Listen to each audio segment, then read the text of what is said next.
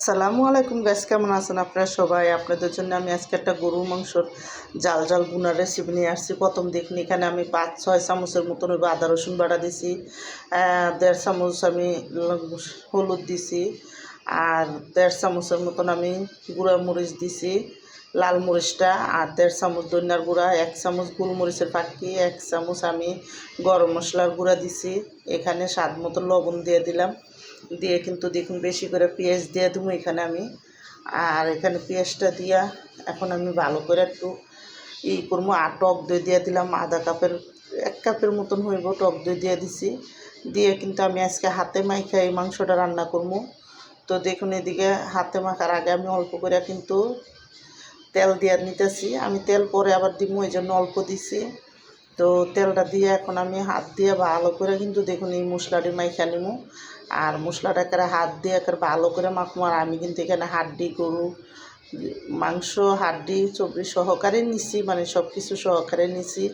আর নিয়ে কিন্তু দেখুন হাত দিয়ে মাইখা আমি একটা জায়গায় আধা ঘন্টার মতন রেখে দিব। তো যখন মাংসটা ম্যারিনেট হয়ে গেছে তারপরে কিন্তু দেখুন আমি কড়াইয়ের মধ্যে তেল দিয়ে দিছি, দিয়ে কিন্তু এখানে বেশি করে কটা পেঁয়াজ দিছি, আর একটা তেজপাতা দিছি, কয়েকটা গরম মশলা এলাচি দিছি। দিয়ে কিন্তু সুন্দর করে যখন পুরো দাগানিটা হয়ে গেছে তারপরে কিন্তু আমি মাংসটা দিয়ে দিছি। তো লাল লাল করে যখন দাগানিটা হয়ে গেছে আমি মাংসটা এদিকে দিয়ে দিছি, পুরো মাংসটা কাঁচাইয়া আমি এখানে দিয়ে দিছি।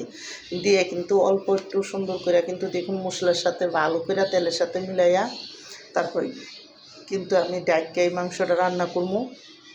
তো আমি পাতিলটা ধোয়া দিয়া মশলাটা একটু অল্প পানি দিয়ে দিয়ে দিলাম। এই পানি দিয়েই কিন্তু এই গরু মাংসটা পুরো কষানো হইব।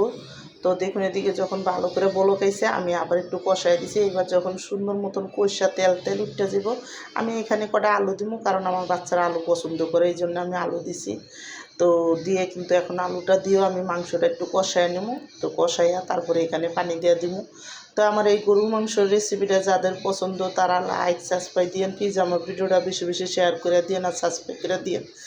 আর এইভাবে ঝাল ঝাল গরুর মাংস রান্না করে খেয়ে দেখেন, অনেকই মজা লাগে। তো দেখুন এদিকে আমি কিন্তু একটা বাটি দিয়ে একবারই পানি দিয়ে দিলাম, যাতে আলুটা আর মাংসটা ভালো করে গলে যায়। আর এখানে বাচ্চারা কাঁচামরিচ দিয়ে দিছি, দিয়ে কিন্তু এখন আমি লবণটা দিয়ে তারপরে কিন্তু আমি ডাইকা দিব। আর এই মাংসটা যখন দেখুন সুন্দর করে হয়ে গেছে তারপরে কিন্তু আমি হালকা ঝোল থাকতে থাকতে আমি এখানে 2 চামচ আমি জিরার ফাঁকি দিয়ে দিলাম। এবার জিরার ফাঁকিটা দিয়া আমি একটা বলকাইলে মাংসটা নামাই দিব। আমার মাংসটা রান্না কিন্তু দেখুন সুন্দরভাবে হয়ে গেছে, আর সুন্দর একটা কালার আইছে মাংসর, দেখুন কত সুন্দর কালার আইছে। আর এইভাবে রান্না করে একবার হলেও বাদ দিয়ে খেয়ে দেখেন, অনেক মজা লাগে। আমার কিন্তু গরু মাংসটা